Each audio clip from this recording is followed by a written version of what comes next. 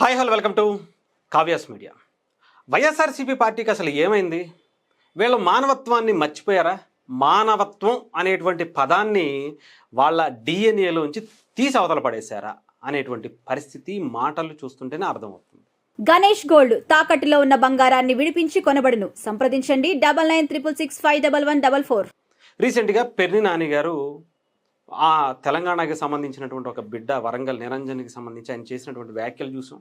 ఆ తర్వాత వాళ్ళ తండ్రి అంటే ఆ నిరంజన్ చనిపోవడానికి కారణం మానసికంగా అతని మాటలతో ఆ పిల్లవాడిని చంపేశాడు అనేటువంటి పదాలు కూడా మనం ఆ తండ్రి నోటి వెంట నుంచి విన్నాం.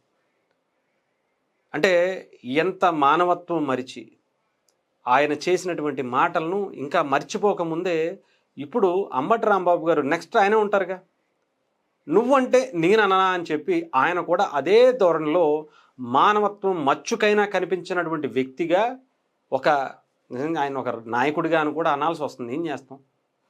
ఆయన పవన్ కళ్యాణ్ గారి గురించి మళ్ళీ ఒక మాట అన్నటువంటి పరిస్థితి కనిపిస్తుంది. ఒకసారి ఆ మాట వినిపిస్తాను, తర్వాత మాట్లాడు. భుజాలు నొప్పిగా ఉన్నాయంటగా, మరి ఎందుకు నొప్పిగా ఉన్నాయో మాకు తెలియదు. ఒక రోజు వాళ్ళ తల్లి గారికి సీరియస్ గా ఉన్నా ఆయన వెళ్ళిపోయాడు. ఇవాళ ఏమో బాంబే ఆసుపత్రికి వెళ్ళిపోయాడు. మరి ఈ నాటకాలు ఏంటో, అందుకే భుజాలు నొప్పిగా ఉన్నాయంటగా, మరి ఎందుకు నొప్పిగా ఉన్నాయో మాకు తెలియదు. ఒక రోజు వాళ్ళ తల్లి గారికి సీరియస్ గా ఉన్నా ఆయన వెళ్ళిపోయాడు. ఇవాళ ఏమో బాంబే ఆసుపత్రికి వెళ్ళిపోయాడు. మరి ఏమనాలి చెప్పండి?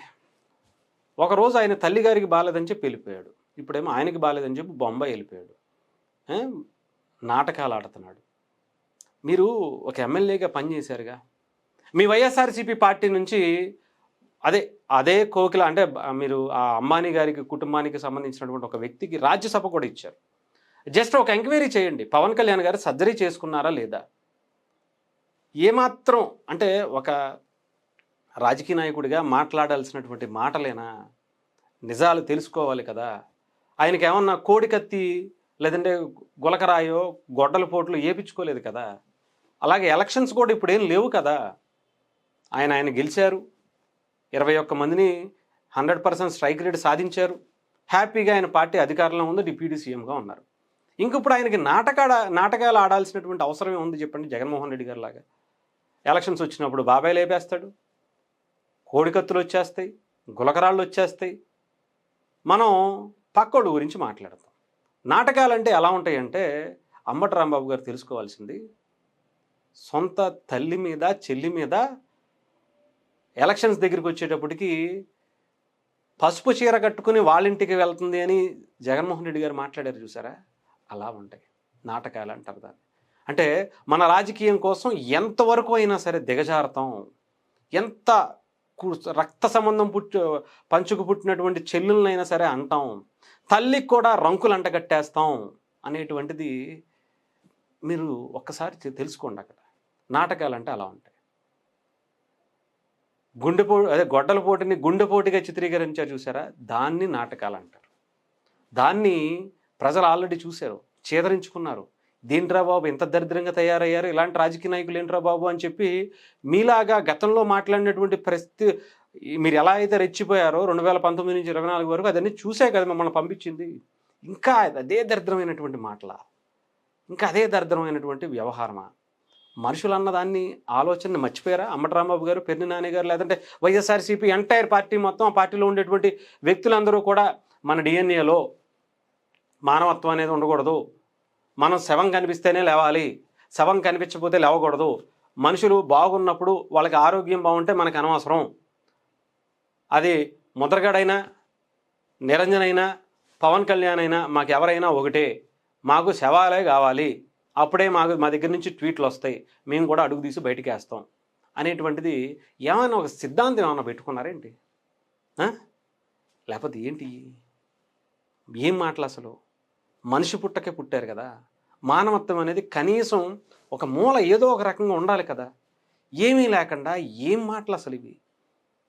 మీ రాజకీయాల కోసం, మీ రాజకీయాల్లో మీ పార్టీ ఎదగటం కోసం, మీరు గెలవటం కోసం ఎంత నీచానికైనా దిగజారుతారా?